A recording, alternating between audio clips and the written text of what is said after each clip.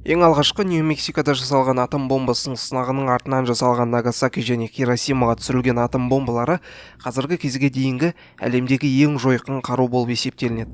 Нью-Мексикодағы Тринити атом бомбасы сынағы 1945 жылы жасалынған болатын. Одан кейін қазіргі кезге дейін 2475 сынақ жүргізілді. Олардың 85%-ын тек қана екі мемлекет жасаған болатын: Америка Құрама Штаттары және Кеңес Республикасы. Жасалған бомбалардың екеуі ғана соғыста пайдаланылды. Хиросимаға және Нагасакиге түскен бомбалар. Бірақ олардың екеуі басқа бомбалардың қасында кішкентай. Мысалға, Хиросимадағы бомба қуаты 15 килотоннаға бағаланған, ал Нагасаки бомбасы 21 килотонна. Айта кетейік, 1 килотонна ол 1000 ТНТ немесе 1 тонна 1 ТНТ. Ендігі кезекте ақш арсеналындағы ең үлкен бомба Б-83 1,2 мегатонна күйінде болған.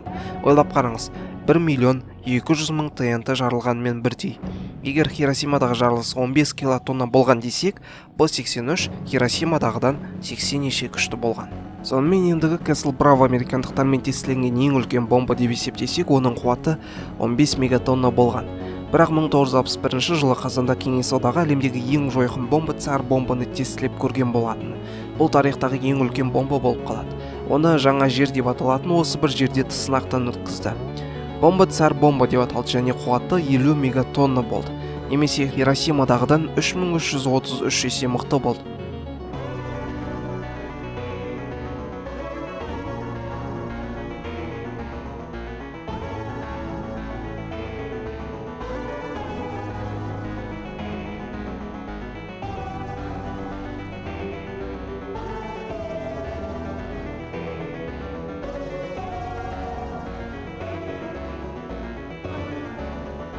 Оның қуатты болған мына сурет көрсетеді. Сурет ұшақтан түсіріліп алынған.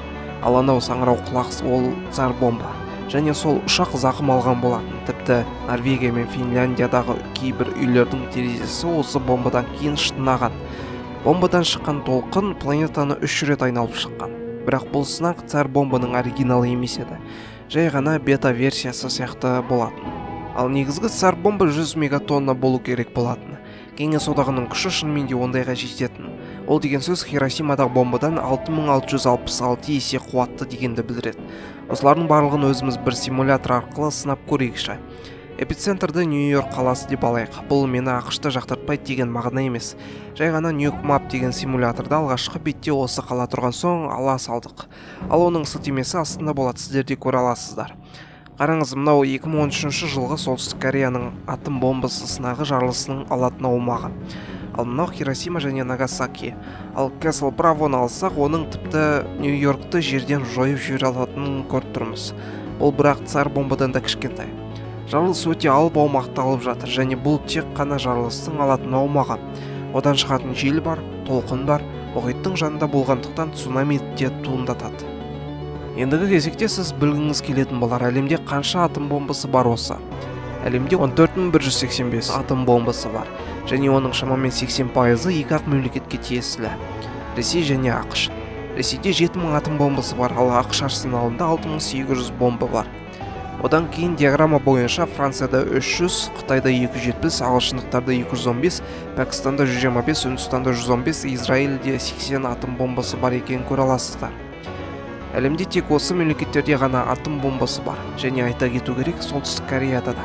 Әлемде басқа да мемлекеттерде де атом бомбалары болған. Мысалы, Оңтүстік Африкада 6 атом бомбасы болған. Бірақ бейбітшілікті сақтау мақсатында олар ол бомбалардан бас тартты.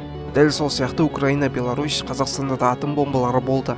Егемендік алғаннан кейін үшеуі де ол бомбалардан бас тартты. Мысалы, Украинада 5000 бомба болды. Бұл сан Украинаны 3-ші атом державасы етті. Бірақ Украина 1991 жылы барлығын Ресейге берді, ал Ресей соғыс бола қалған жағдайда Украинаға көмектесуге уәде етті. Дәл сол сияқты біздің елмен Беларусь та солай істеді. Ал сіз дәл сол атом бомбалар туралы не ойлайсыз және қандай зиянды жақтары болуы мүмкін? Комментарийге жаза кетіңіз, біз міндетті түрде оқимыз және лайк қойып тіркелуді ұмытпаңыз. Одан соң тағы бір өтініш, біздің ВК-дағы парақшамызға тіркеліп кетулеріңізді өтінеміз. Онда да біздің еңбекқор редакторлар сапалы контент жасауда.